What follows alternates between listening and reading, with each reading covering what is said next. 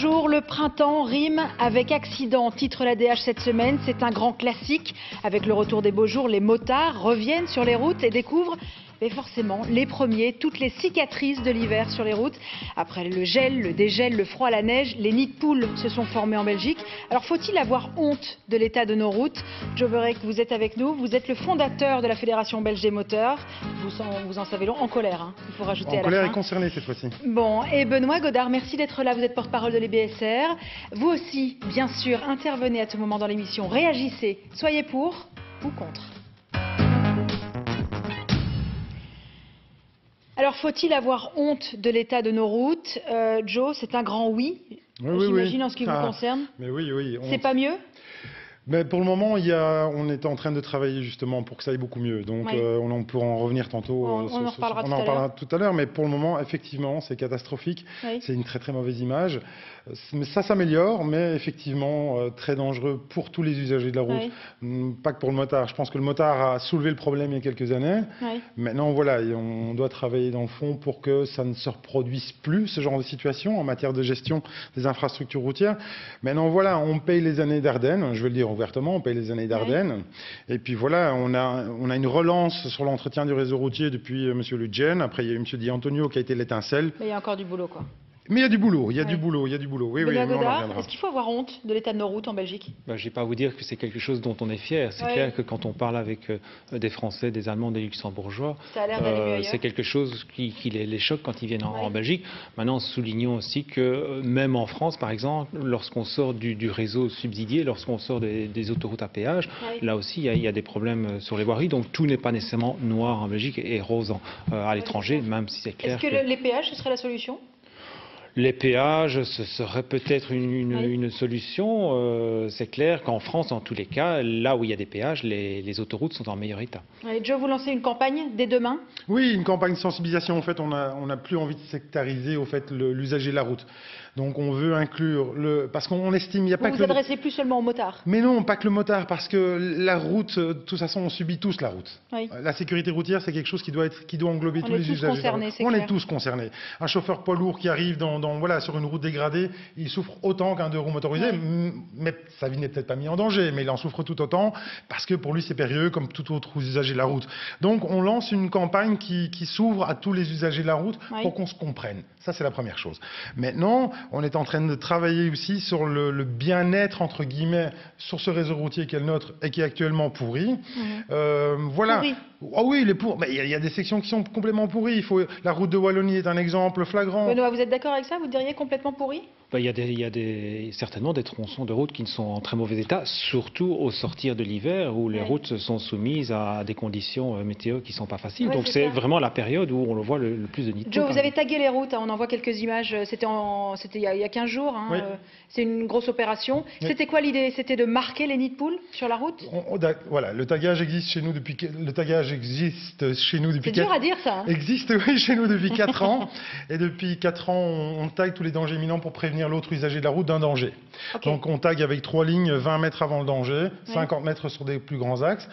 Et on entoure le danger imminent. Pourquoi c'est pas une initiative de l'EBSR, ça? Parce que c'est illégal, premièrement, et deuxièmement, ça met aussi clairement en danger... Allez, moi j'ai toujours peur pour les motards eux-mêmes, qui un jour il y a un accident parce qu'un automobiliste ne verrait pas un motard en train de taguer un trou. Donc, oui, parce que vous vous arrêtez, vous taguez comme ça en pleine circulation. On ne s'arrête pas en pleine circulation. On a des voitures tampons, on a de la sécurité, il y a 2 ou 3 personnes qui taguent, tout le reste c'est un... Ça c'est pour aider Mais bien sûr, mais c'est un acte civique. Vous savez, les textes de loi disent c'est une non-assistance à personne en danger, je trouve. Moi, personnellement, de ne pas signaler un danger, c'est une non-assistance à personne en danger. Alors, je ne protège pas le motard, je ne protège pas l'automobiliste, ni le camionneur.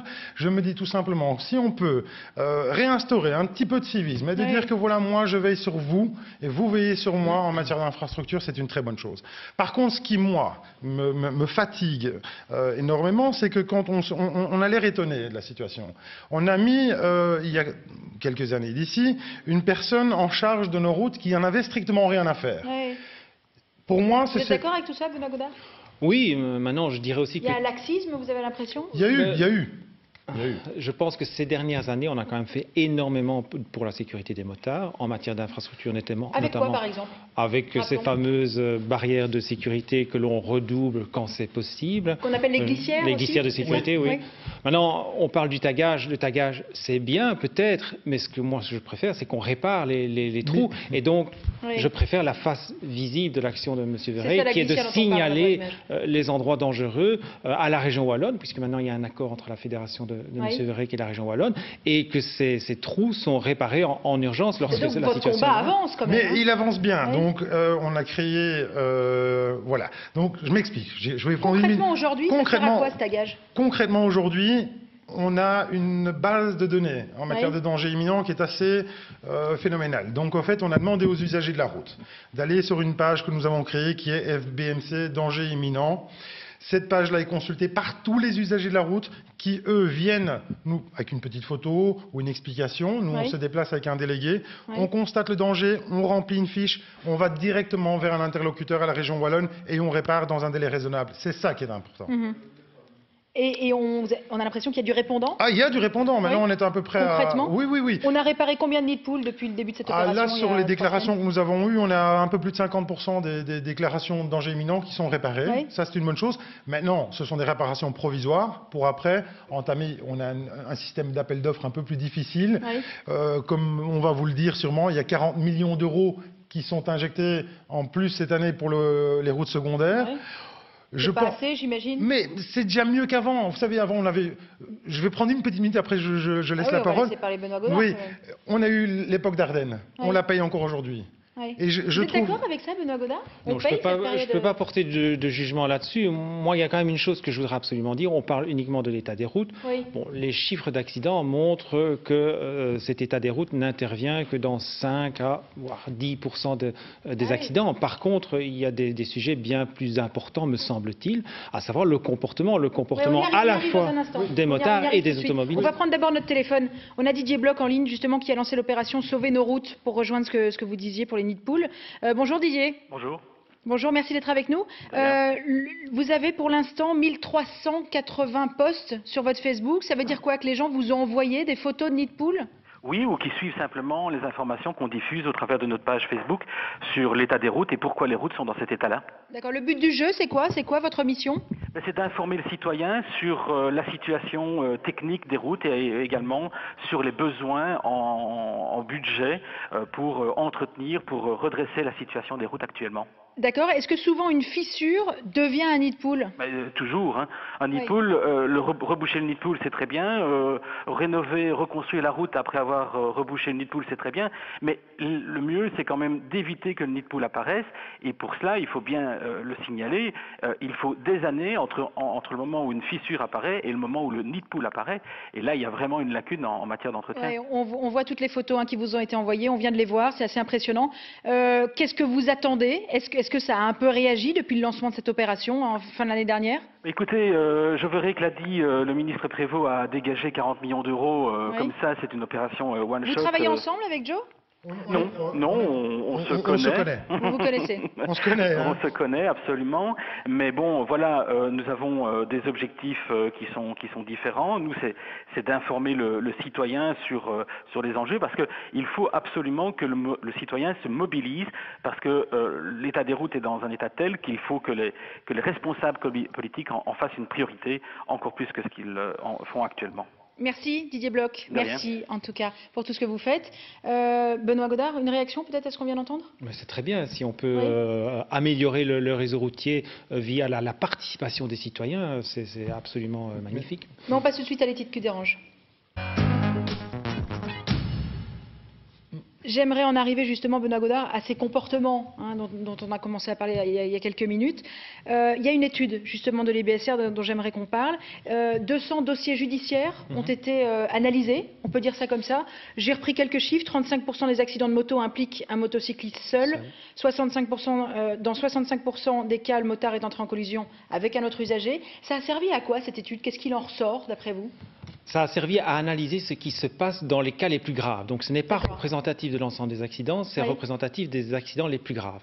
Et on a constaté que le comportement tant des motards que des automobilistes d'ailleurs était à la base d'une immense majorité des accidents, puisque si on doit tirer 2 scénarios types de l'accident, un, c'est le motard qui tout simplement entre guillemets, perd le contrôle de son véhicule lors d'un virage trop serré, par exemple. Et deuxièmement, c'est un automobiliste qui ne voit pas ou ne voit pas à temps le motard. Donc, on a aussi mis en avant la présence de la vitesse dans bon nombre d'accidents, à savoir 1 sur 3, voire 1 sur 2. Et pareil, un chiffre qui nous a vraiment étonné et qui a étonné aussi les associations de motards, puisqu'on a collaboré avec elles pour l'élaboration de cette étude. C'est le fait qu'un motard sur 5 était sous l'influence de l'alcool au moment de l'accident. Ça sert à quoi de faire ce genre d'études? Ça sert de déterminer où sont les problèmes pour pouvoir cibler les actions de communication notamment. Le plus gros problème, Joe, vous rejoignez ces chiffres, le plus gros problème, c'est le comportement, c'est pas l'état des routes? C'est possible? Je vais être très clair là-dessus. Donc actuellement, je me vois difficilement faire une psychanalyse générale surtout le comportement de tous les usagers de la route, parce que ça va nous demander 20 ou 30 ans. Ici, on a, comme disait M. de Godard, on a entre 5 et 10% sur 100% de décès qui sont dus aux infrastructures. Monsieur le ministre Prévost a bien compris ça, ce qui veut dire par là, on a le pouvoir de sauver 10 vies par an. Ça n'a pas de prix. On ne doit pas aller faire une psychanalyse de qui que ce soit, on ne doit pas commencer à rééduquer les gens. On a 10 vies à sauver chaque année, ce qu'on est en train de faire. Maintenant, en ce qui concerne le comportement et cette étude, je ne peux pas m'y accorder. Même si, comme j'ai dit à M. Godard avant l'émission, j'aimerais bien une étude sérieuse. Elle est sérieuse, mais sur un panel beaucoup plus large. Le problème qu'il y a, c'est toujours le financement. Il y a 10 000 motocyclistes de plus qu'il y a 10 ans. Oui, les chiffres sont simples. Le nombre de motos a augmenté de 50% entre 1990 et 2015.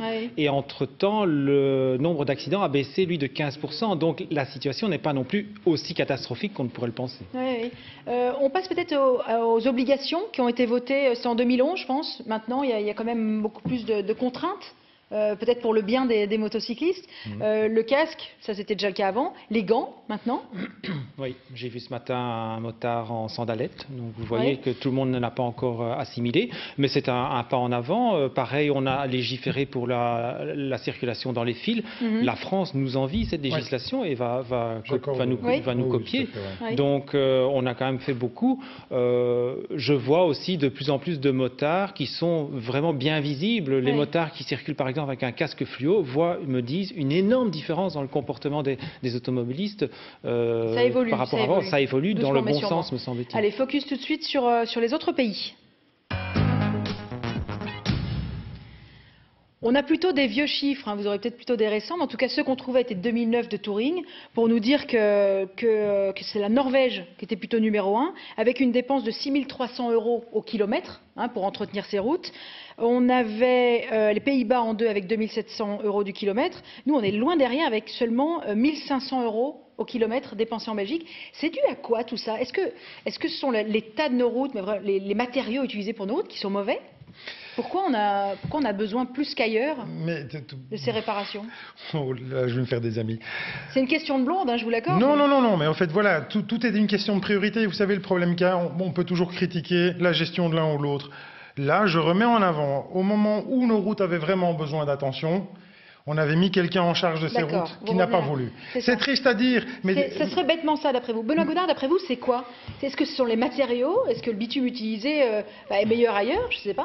Je crois qu'on a fait quand même d'énormes progrès, heureusement, ces dernières années. Pourquoi on aurait fait des progrès? Parce que, justement, les matériaux utilisés ne sont plus les mêmes, que lors des cahiers des charges, il y a des garanties qui sont quand même obtenues maintenant par les pouvoirs publics qui n'étaient pas... Qui s'appelle Caliroute. Caliroute, qui n'était pas avant. Donc, ça veut dire que pendant un certain nombre d'années, l'entrepreneur garantit les réparations qu'il fait. Donc tout ça, ce sont quand même de gros progrès.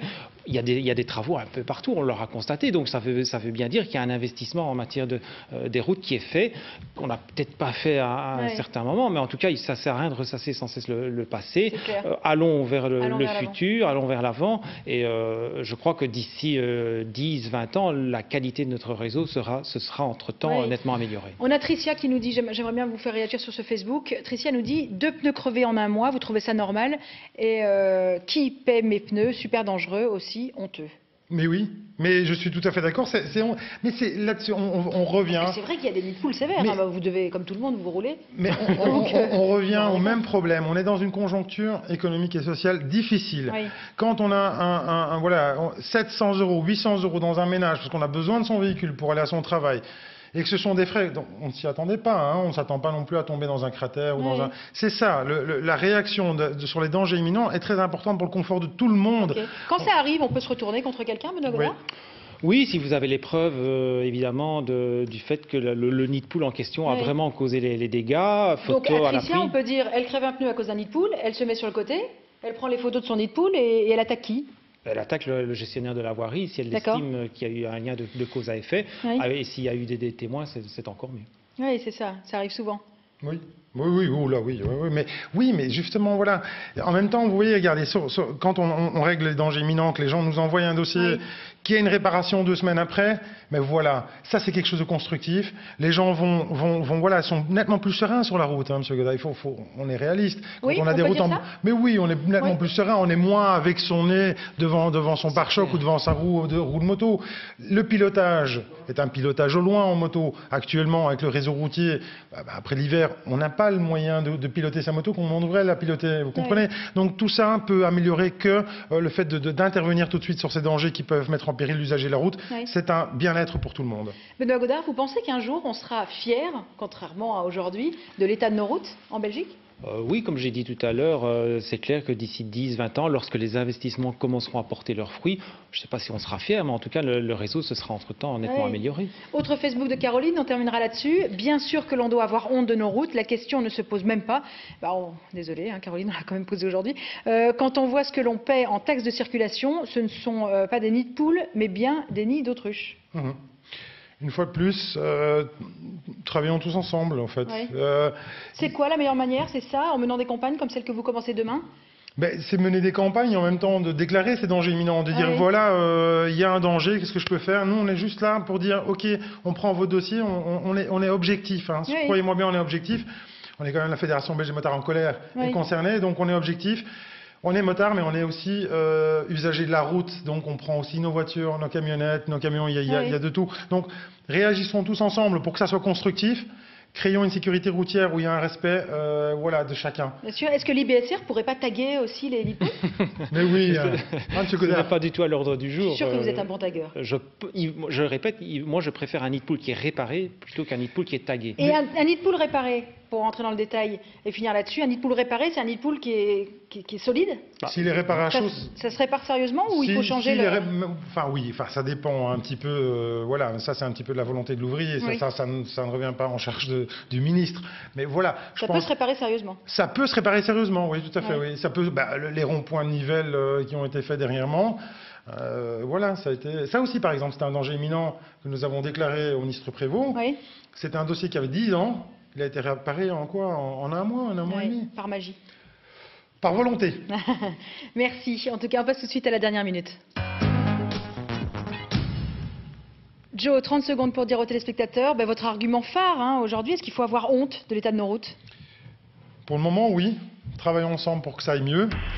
Faisons en sorte de partager nos informations et allons tous ensemble vers un renouveau de ces réseaux routiers. Voilà, il n'y a pas de motard, il n'y a pas de chauffeur poids lourd, il n'y a pas de... Voilà, on est tous ensemble face à un réseau routier qu'on doit refaire, travaillons ensemble pour que ça aille mieux. Et puis soyez prudents sur nos routes, prenez soin de vous. Benoît Godard. Mais ce que je dirais, c'est bien sûr, les routes sont parfois en mauvais état, mais ça ne veut pas pour autant dire qu'il faut faire n'importe quoi. Automobilistes, respectez les motards. Il y a de plus en plus de motos sur la route, il convient évidemment de les respecter. Et motards, soyez acteurs de votre sécurité. J'ai vu par exemple, le week-end dernier, il faisait beau, j'ai vu des motards passer à 140 km/h dans le virage de Petit Relais-Nivelles alors qu'il est limité à 90 km/h. Là, on ne peut pas dire que c'est un bon signe. Si vous voulez être respecté, respectez les règles vous aussi. Ouais, que tout le monde soit vraiment prudent. Hein. Que tout le monde soit vraiment prudent, et encore une fois, c'est le comportement qui provoque quand même l'immense majorité des accidents. Un petit conseil avant de terminer, face à un nid de poule, on fait quoi? Pas de coup de volant? Pas de coup de volant, pas freiner brusquement. On serre les dents. Voilà, mettez vos warnings déjà. Quel est le réflexe le plus évident? Mettez vos warnings, ralentissez. Oui. Il y a la bande de droite en général qui est là, qui est la bande d'urgence. Oui. Essayez de passer par la bande d'urgence. Ne mettez pas en danger les autres usagers de la route pour un nid de poule. Et signalez-le. Et signalez-le. Ne le taguez pas vous-même. Ne le taguez pas vous-même. Merci d'être venu dans cette émission. Rendez-vous demain, tout de suite, RTL Info, 13h, bien sûr.